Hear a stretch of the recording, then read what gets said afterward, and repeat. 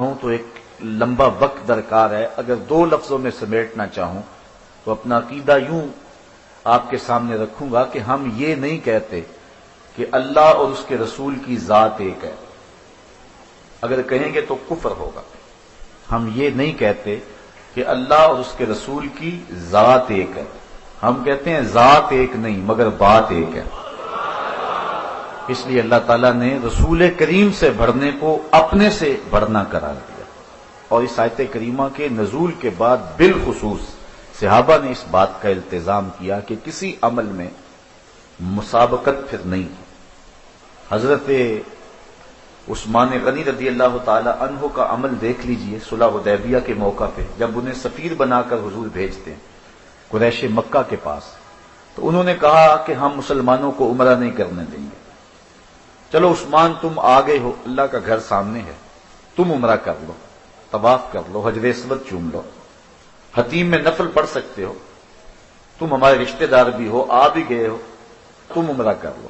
حضرت عثمان رضی اللہ تعالیٰ عنہ نے کہا اگر میرے رسول عمرہ نہیں کریں گے تو عثمان بھی نہیں کرے گا. دل ترس رہا تھا کعبے کے دیدار کے لیے.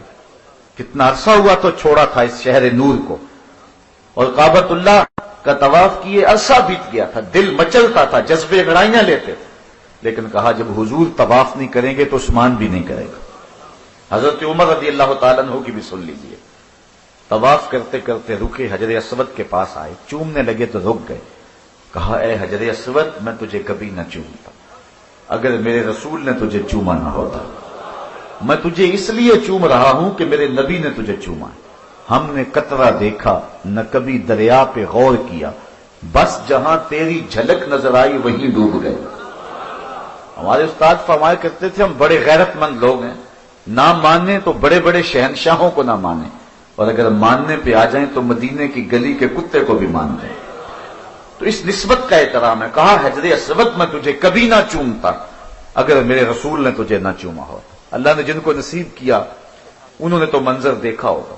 جن کا نصیب ابھی تک نہیں جاگا، آج کی مجلس میں آپ لوگوں کے نام میری دعا ہے اللہ آپ سب کو در رسول کی اور اپنے در کی حاضری نصیب فرمائے.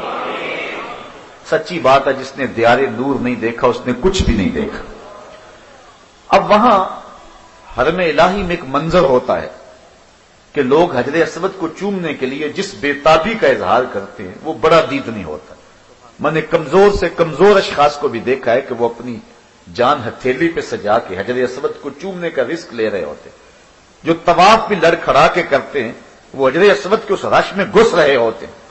جان کا اندیشہ بھی ہے لیکن پھر بھی اس پتھر کے لیے انسان اتنی تڑپ رکھتا ہے، اتنی محبت رکھتا ہے کہ وہاں انسان اشش کر اٹھتا ہے کہ اتنا پیار، اتنی محبت. اچھا پھر جس کو موقع نصیب ہو جاتا ہے پھر وہ حجر اسود کو چومے چلا جاتا ہے. کبھی اوپر سے چوم رہا ہے، کبھی نیچے سے چوم رہا ہے، کبھی دائیں سے کبھی بائیں سے. کسی نے کہا یہ سمندر پار سے آئے لوگ بڑے دیوانے ہیں، اگر حجر اسود کو چومنے کا موقع نصیب ہو گیا ہے تو ایک مرتبہ چوم لیں اور جان چھوڑ دیں. یہ تسلسل کے ساتھ چومے چلے جا رہے ہیں، یہ تو دیوانے لوگ ہیں. تو میں نے کہا میاں اصل بات یہ ہے کہ یہ پتھر نہیں چوم رہے، یہ کسی کے ہونٹوں کے نشان ڈھونڈ رہے ہیں، یہ کسی کے لبوں کا لمس تلاش کر رہے ہیں. ایک جگہ سے چومتے ہیں خیال آتا ہے حضور نے ادھر سے نہ چوما ہو، ادھر چومتے ہیں خیال آتا ہے ادھر نہ چوما ہو، پھر خیال آتا ہے حضور نے نیچے سے نہ چوما ہو، پھر خیال آتا ہے حضور نے اوپر سے نہ چوما ہو. میں نے کہا میاں یہ پتھر نہیں چومتے، یہ کسی کے ہونٹوں کے نشان ڈھونڈ رہے ہیں. تو حجر اسود کو حضرت عمر رضی اللہ تعالیٰ عنہ چومتے ہوئے رک گئے. کہا میں کبھی نہ چومتا اگر میرے رسول نے تجھے چوما نہ ہو. بلکہ صحابہ نے اس بات کا التزام رکھا کہ حضور سے صوری اور مانوی کسی انداز سے بھی تقدم نہ ہو. حضرت سیدنا صدیق اکبر رضی اللہ تعالی عنہ کی کہانی سنیے. بنی عمر بن عوف کی صلح کروانے کے لیے حضور تشریف لے گئے. بخاری کے اندر روایت موجود ہے. حضرت صدیق اکبر رضی اللہ تعالی عنہ سے مؤذن نے کہا کہ میں اذان پڑھوں تو آپ جماعت کروا دیں کیونکہ حضور کو تاخیر ہو گئی. انہوں نے اذان پڑھی، آپ مصلی پہ کھڑے ہو گئے. صحابہ پیچھے صفیں باندھے کھڑے تھے. حضرت سیدنا صدیق اکبر مصلی پہ ہیں، بلکہ ترمذی کے لفظ ہیں ایام مرض میں حضور نے فرمایا کہ ابو بکر کو حکم دو کہ لوگوں کو نماز پڑھائیں. 3 مرتبہ کہا، اور جب حضرت عائشہ رضی اللہ تعالیٰ عنہا نے بار بار کہا کہ حضور وہ رقیق القلب ہے، کسی اور کے لیے حکم جاری کیجیے، تو حضور نے پھر فرمایا انتن صواہب نہ یوسف والی عورتیں نہ بنو، ابو بکر کو حکم دو۔ یہ بخاری کے لفظ ہیں، اور آگے ترمذی کے لفظ ہیں، حضور نے فرمایا لا ينبغي لقوم فیہم ابو بکر ان یؤمہم غیرہ، کسی قوم کے لیے مناسب ہی نہیں کہ ابو بکر ان کے اندر رہتے ہو اور امامت کوئی اور کروائے، کہا انہیں حکم دو۔ تو حضرت ابو بکر صدیق مصلی پہ، لوگ پیچھے صفیں باندھے کھڑے، حضور جلدی فارغ ہو گئے تو تشریف لائے تو جماعت کھڑی تھی۔ اب جب پیچھے والے لوگوں نے دیکھا کہ حضور آ گئے ہیں تو انہوں نے راستہ چھوڑنا شروع کر دیا، پچھلی صف سے لے کر کے مصلی تک راستہ بن گیا۔ اب میں اس سوچ کو کدھر لے جاؤں کہ نبی کا خیال نماز میں آئے تو نماز ٹوٹ جاتی، صرف ہمت بسوئے شیخ و امثالیاں عزم و زمین، گو بجناب رسالت ما بچندی بدتر از استغراق گاؤ خر خود است، کیا کیا بولی گئی اور کیا کچھ کہا گیا، شاید یہ حدیث نظر سے گزری ہوتی تو یہ عقیدہ کبھی معرض وجود میں نہ آتا۔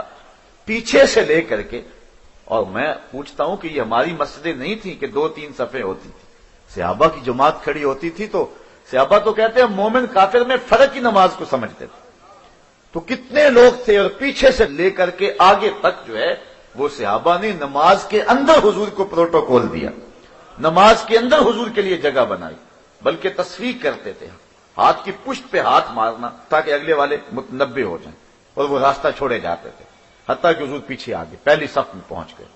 حضرت ابو بکر صدیق جب نماز پڑھاتے تھے تو وہ دائیں بائیں التفات نہیں کیا کرتے، لیکن صحابہ نے اتنی کثرت سے اپنے ہاتھوں کی پشتوں پہ ہاتھ مارے کہ وہ سمجھ گئے کہ کوئی غیر معمولی واقعہ پیچھے ہوا۔ جب انہوں نے غور کیا تو حضور کھڑے تھے۔ حضرت ابو بکر صدیق رضی اللہ تعالیٰ عنہ جو نماز پڑھا رہے ہیں، انہوں نے مصلی سے پیچھے سرکنا شروع کیا۔ آقا کریم علیہ السلام نے ان کو فرمایا کہ تم اپنی جگہ پہ کھڑے رہو اور نماز پڑھاؤ، لیکن حضرت صدیق اکبر رضی اللہ تعالیٰ عنہ نے ہاتھ کھڑے کر کے اللہ کی حمد کہی اور اس پیچھے مصلی پہ سرک آئے۔ حضور مصلی پہ چلے گئے، نماز سے فراغت ہوئی، سلام پھرا، حضور نے فرمایا ابو بکر جب میں نے کہا جو تھا کہ تم نماز پڑھاتے رہو تو پھر تم پیچھے کیوں آ گئے، تم آگے کیوں نہ رہے؟ تو حضرت ابو بکر صدیق رضی اللہ تعالیٰ عنہ کے لفظ سنیے، کہنے لگے ما کانا لابن ابی قحافہ ان یؤم النبی صلی اللہ علیہ وسلم، حضور ابو قحافہ کے بیٹے کی یہ جرأت کب ہوئی کہ رسول اللہ کے آگے کھڑا ہو کے نماز پڑھائے؟ تو حالت نماز کے اندر بھی حضور سے پیچھے آ گئے اور پیچھے سرک آئے، تقدم اختیار نہیں کیا ہے۔ تو کہا اے ایمان والو، اللہ سے اور اس کے رسول سے آگے نہ بڑھو، واتقوا اللہ، اور اللہ